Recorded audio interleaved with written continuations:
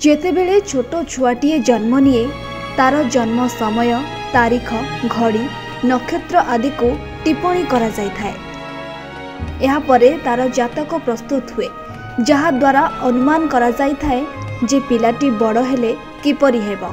कथारे अछि कालीर भविष्यत आजि को जणा न थाए एवं कर्म अनुसारे समस्तंकु फल मिले। किंतु आम हिंदू धर्मर लोक जेतिकी कर्म उपरे विश्वास करती ठीक सेतिकी ग्रह नक्षत्र राशि और ज्योतिष विद्या उपरे विश्वास करती। हेले आपण जानिछंती कि राशि नक्षत्र को छाड़ीदेले बारर मध्य अनेक महत्व रही। केउ बारे जन्म होइथिबा पिला किपरि होइथांती आसंतु से संपर्क रे जानिबा।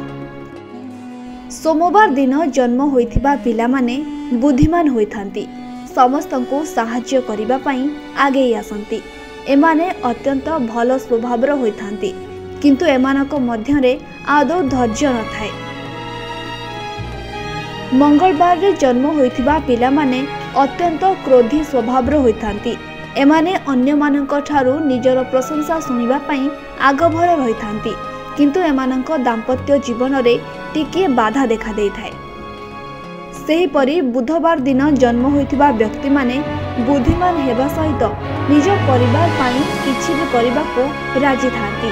तांको परिवार रे केही भी समस्या रे पड़िले एमाने समाधान करबा पाई आगे आसी थांती आउ सहजरे समाधान कर दियंती। एमाने अत्यंत भाग्यशाली होइथांती। गुरुवार दिन जन्म होइथिबा लोक माने अति महत्कांक्षी होइथांती। एमाने समस्तंकु सहजरे प्रभावित कर देइथांती। एमाने देखिबा पाई लंबा और सुंदर होइथांती। शुक्रवार दिन जन्म होइथिबा लोक माने शांत स्वभावर होइथांती। एमाने भोग विलास रे खर्च करिबा पाई बहुत पसंद करिथांती। कला क्षेत्र रे एमाने बहुत आगो को जानती। विवाह जीवन एमानकर बहुत भल चली थाए। एमाने ईर्ष्या रे भरपूर होइथिबा सहित दानी स्वभावर होइथांती। सेहीपरि शनिवार दिन जन्म होइथिबा लोक माने टिके अलसुआ थांती। एमाने किछि काम करिबा पई योजना सिना करिथांती किंतु सेही काम करि पारंती नाही। जेते कष्ट आसिले मध्य एमाने व्यस्त हुअंती नाही। एमाने क्रोधी स्वभावर होइथांती जहा लोकंक सहित एमानकर झगड़ा होई जाय थाए। एमानंक सांग साथी कम होइथांती आउ सांग मानंक प्रति एमाने विश्वस्त होइथांती। रविवार दिन जन्म होइथिबा लोक भाग्यशाली होइथांती।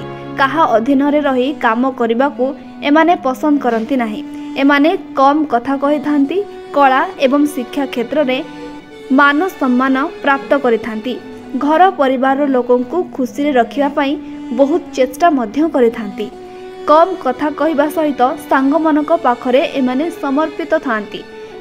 20 ରୁ 22 वर्ष मध्यरे एमानंकु समस्यार सम्मुखीन हेबाकू पड़ी पारे।